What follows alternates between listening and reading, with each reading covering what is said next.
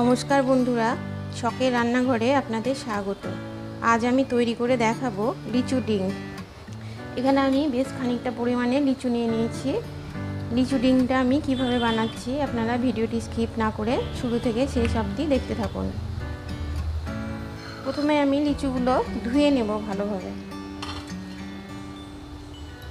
বাজারে এখন অনেক লিচু পাওয়া যাচ্ছে, অবশ্যই আপনারা বাজার থেকে লিচু কিনে নিয়ে এসে লিচু ডিম বানিয়ে খাবেন। এই গরমকালে খুব ভালো লাগবে খেতে। দেখুন আমি লিচুগুলো নিয়ে এসেছি, খুব বড় বড় এবং খেতেও খুব মিষ্টি।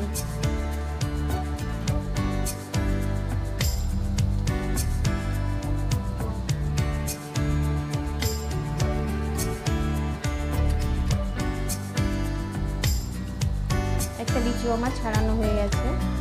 এভাবে আমি লিচুগুলো ছাড়িয়ে নেব। দেখেই বুঝতে পারছেন লিচুগুলো কত বড় বড়, কোনো পোকা নেই লিচুর মধ্যে।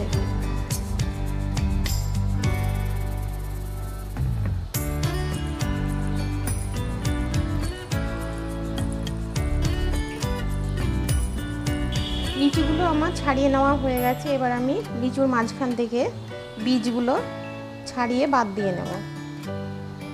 আমি এইভাবে লিচুগুলো ছাড়িয়ে নেব। আপনাদের যেভাবে সুবিধা হবে আপনারা সেভাবে ছাড়িয়ে নেবেন। আমি সমস্ত লিচুগুলো এইভাবে ছাড়িয়ে নেব, বীজটা মাঝখান থেকে বের করে নেব।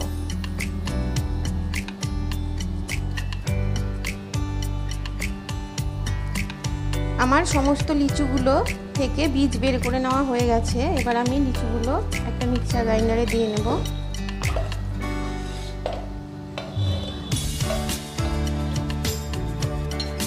যে জুসটা বের করে নেব। এবার আমি এর মধ্যে দিয়ে নেব সামান্য পরিমাণে বিট লবণ। আপনারা এমনি সাদা লবণও দিতে পারেন। দিয়ে নেব পরিমাণ মতো জল, ঠান্ডা জল, ফ্রিজ থেকে বের করেছি আমি জলটা। দিয়ে নেব পরিমাণ মতো চিনি। আমি এখানে চিনির পরিমাণটা খুব কম দেব, কারণ লিচুগুলো খুব মিষ্টি ছিল। চিনি বেশি দিলে খুব মিষ্টি হয়ে যাবে। আপনারা লিচুর টক বা মিষ্টি অনুযায়ী চিনিটা দিয়ে নেবেন। এবার আমি ঘুরিয়ে নেব। আমি লিচুগুলো মিক্সারে দিয়ে ঘুরিয়ে নিয়েছি। এবার আমি ভালো করে ছেঁকে নেব, কারণ লিচুর অনেক দানা থেকে যেতে পারে এর মধ্যে। এখানে আমি ছাঁকনি দিয়ে ভালো করে ছেঁকে নিচ্ছি।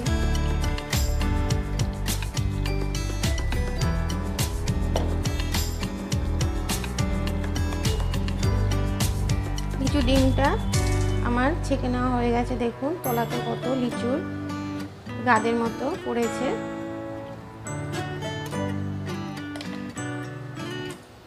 এবার আমি গ্লাসে গ্লাসে ঢেলে দেব।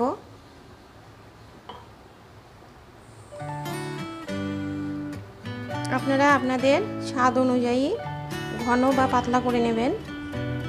আমি এরকম ঘনত্বে রেখেছি, খুব গাঢ়ও না খুব পাতলাও না। আমাদের লিচু ডিম কমপ্লিট, একদম নির্ভেজাল, কেমিক্যাল মুক্ত। বাজারের যে লিচু ডিম পাওয়া যায় তার মধ্যে বিভিন্ন ধরনের কেমিক্যাল দেওয়া থাকে, অনেক সময় শরীরের ক্ষতি পর্যন্ত হতে পারে। আপনারা এরকম লিচু সিজনে লিচু ডিম বানিয়ে খাবেন, অবশ্যই ভালো লাগবে। আমার এই লিচু ডিমের রেসিপি যদি আপনাদের ভালো লেগে থাকে অবশ্যই লাইক, কমেন্ট, শেয়ার এবং সাবস্ক্রাইব করতে ভুলবেন না। আপনারা ভালো থাকবেন, সুস্থ থাকবেন এবং আমার চ্যানেলের পাশে থাকবেন। ধন্যবাদ।